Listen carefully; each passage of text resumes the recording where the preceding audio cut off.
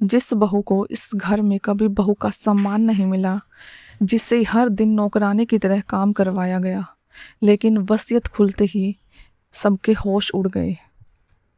नमस्कार, मैं एडवोकेट ममता एफएम में आपका स्वागत है। चलिए स्टोरी शुरू करते हैं। नेहा की शादी एक बड़े और संपन्न परिवार में हुई थी। बाहर से यह परिवार बहुत प्रतिष्ठित दिखाई देता था। बड़ा घर, ऊंचा नाम, पैसे की कोई कमी नहीं। मोहल्ले में लोग इस परिवार की मिसाल देते थे। लेकिन घर की चारदीवारी के भीतर सच बिल्कुल अलग था। शादी के पहले दिन से ही नेहा को एहसास हो गया था कि उसे इस घर में बहू नहीं, एक काम करने वाली औरत समझा गया है। सुबह 4 बजे उठना, पूरे घर की सफाई करना, सबके लिए अलग अलग नाश्ता बनाना, कपड़े संभालना, मेहमानों की सेवा करना, यह सब उसकी जिम्मेदारियां थी। अगर कहीं थोड़ी सी भी कमी रह जाती तो उसकी सास शारदा देवी उसे ताना मारना शुरू कर देती। वह कहती, तेरे मायके वालों ने दहेज तो दिया नहीं, कम से कम काम ही ढंग से कर लिया कर। नेहा चुप रहती। उसे लगता था कि समय के साथ सब बदल जाएगा। उसका पति करण भी बुरा इंसान नहीं था, लेकिन कमजोर था। वह सब कुछ देखता था, समझता था, लेकिन कभी अपनी माँ के खिलाफ बोलने की हिम्मत नहीं जुटा पाया। यही बात नेहा को सबसे ज्यादा तकलीफ देती थी। घर में करण का छोटा भाई और उसकी पत्नी भी रहते थे। छोटी बेटी को हर सुख सुविधा मिलती थी, क्योंकि वह अमीर घर से आई थी। उसके लिए अलग कमरा सजाया गया था, नौकर रखे गए थे और हर छोटी इच्छा पूरी की जाती थी। वहीं नेहा के हिस्से में सिर्फ काम और अपमान आता था। अगर कोई रिश्तेदार घर आता तो शारदा देवी कहती, यह बड़ी बहू है, काम में तेज है, बस किस्मत थोड़ी कमजोर है। सब लोग हंसते और नेहा मुस्कुरा देती ताकि कोई उसके आंसू ना देख सके। धीरे धीरे उसने बोलना कम कर दिया। अब वह सिर्फ काम करती, चुप रहती और रात को तकिए में मुंह छिपाकर रो लेती। इस घर में अगर कोई नेहा की हालत समझता था तो वह थे उसके ससुर हरिओम जी। शांत स्वभाव के, समझदार और न्यायप्रिय इंसान। वह अक्सर नेहा को कहते, बेटी, हर अंधेरी रात का एक सवेरा जरूर होता है। नेहा उनकी बहुत इज्जत करती थी। वह उन्हें पिता सम्मान मानती थी।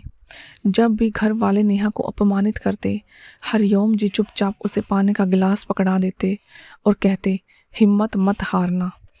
एक दिन हरिओम जी की तबीयत अचानक बिगड़ गई। उन्हें अस्पताल ले जाया गया। पूरे परिवार में अफरा तफरी मच गई। घर के बाकी लोग सिर्फ डॉक्टरों से सवाल पूछ रहे थे, लेकिन नेहा पूरी रात उनके सिरहाने बैठी रही। वह दवाइयाँ लाती, डॉक्टरों से बात करती, समय पर खाना देती और एक बेटी की तरह उनकी सेवा करती रही। हरिओम जी सब देख रहे थे। कुछ दिन बाद वह घर लौट आए, लेकिन अब उन्हें समझ आ गया था कि कौन अपना है और कौन सिर्फ दिखावा करता है। करीब 2 महीने बाद हरिओम जी का निधन हो गया। पूरा परिवार शोक में डूबा था, लेकिन कुछ लोगों की नजरें अब जायदाद पर थी। सबको इंतजार था कि करोड़ों की संपत्ति किसके नाम होगी। कुछ दिनों बाद वकील घर पहुंचे और सबको हॉल में बुलाया गया। शारदा देवी को पूरा विश्वास था कि सब कुछ करण और छोटे बेटे के नाम होगा। छोटी बहू पहले से मुस्कुरा रही थी। नेहा हमेशा की तरह सबसे पीछे चुपचाप खड़ी थी। वकील ने वसीयत पढ़ना शुरू की। घर, जमीन, दुकानें, निवेश, सबका जिक्र हुआ। फिर अचानक एक लाइन आई, मेरी कुल संपत्ति का सबसे बड़ा हिस्सा मेरी बड़ी बहू नेहा के नाम किया जाता है। पूरा हॉल सन्न रह गया। शारदा देवी के हाथ से पानी का गिलास गिर गया। करण सदबद खड़ा रह गया। छोटी बहू का चेहरा उतर गया। वकील ने आगे पढ़ा, जिसने इस घर को बिना किसी लालच के संभाला, जिसने सेवा की, सम्मान दिया और परिवार को टूटने नहीं दिया, वही इस संपत्ति की असली हकदार है। यह सुनकर नेहा की आंखों में आंसू आ गए। उसे पहली बार लगा कि किसी ने उसकी खामोशी को भी पढ़ा था।